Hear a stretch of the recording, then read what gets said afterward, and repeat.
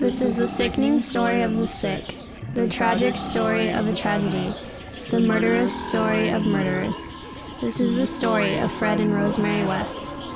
On February 24, 1994, British police officers visited the home of Fred and Rosemary West with a search warrant to investigate the 1987 disappearance of Heather West, the couple's daughter. Only Rosemary was home at the time, so she decided to contact Fred, who was at work, telling him about the investigation. On his way home, Fred stopped at the police station to make a statement about his daughter's 7-year-long disappearance, saying his wife and him had no information, but guesses she merely ran away and changed her name in order to become a prostitute. A similar story his wife gave to the police who came to their house. The next day, February 25th, authorities returned to the West's home to arrest Fred West.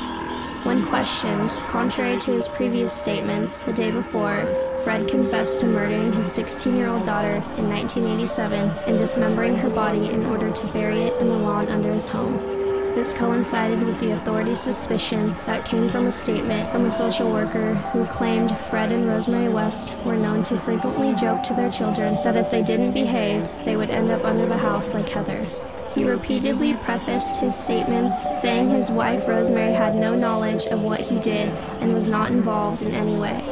However, only 20 minutes later, Fred denied ever murdering Heather, claiming she's still alive and probably very wealthy after getting involved with a drug cartel. Back at the home of the West family, authorities excavated the remains of a corpse who later turned out to not be Heather, but when Fred found out about the discovery, he reconfessed to murdering his daughter, while again prefacing that his wife was not involved. He explained the incident started when he and Heather were in a heated argument about her defiance. Fred scolded her by slapping her and choking her, something he frequently did, but apparently went overboard and choked her until she stopped breathing. Fred attempted to revive her with CPR, but was unable to, and so he dragged her body into his bathtub and ran cold water on her face to try and wake her.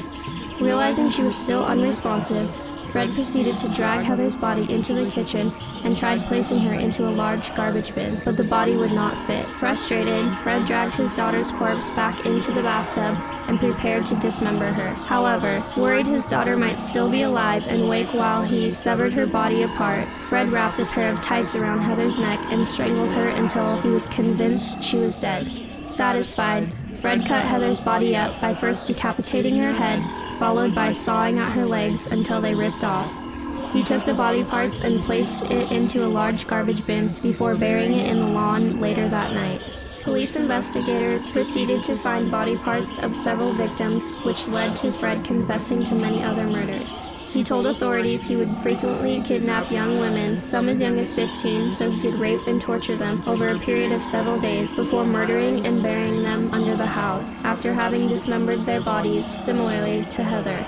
Once again, Fred claimed his wife was not involved, and later Rosemary cut ties with him as he sat in jail while police built up a case, claiming that she, in fact, was a victim to Fred's violence and sexually abusive nature. Heartbroken by her actions, as well as feeling the oncoming pressure of a likely lifetime prison or death sentence by the court, Fred committed suicide in his cell on January 1st, 1995 by hanging himself. Suspicious of Rosemary's supposed non-involvement with the murders and rapes, British police attempted to pin her to the crimes as well. Success came when witnesses to the disturbing ongoings of the West couple testified that both Fred and Rosemary, as far back as early 70s, would frequently kidnap young women and rape them in their cellar over several days in bizarre sadomasochistic ways before killing them. In addition, the couple was known to often rape their own children when they were as young as 8 years old, as well as invite friends over to rape them while they videotaped it. The evidence and testimonies piled up, which led to the conviction of Rosemary West, who was sentenced to life in prison at the Durham Correctional Center on November 22, 1995, where she currently resides to this day. One, two, three, go! I got a man who makes me want to kill. I got a man who makes me want to kill. I got a man who makes me want. Oh, I got a man who makes me want to kill. Please, please, please, please.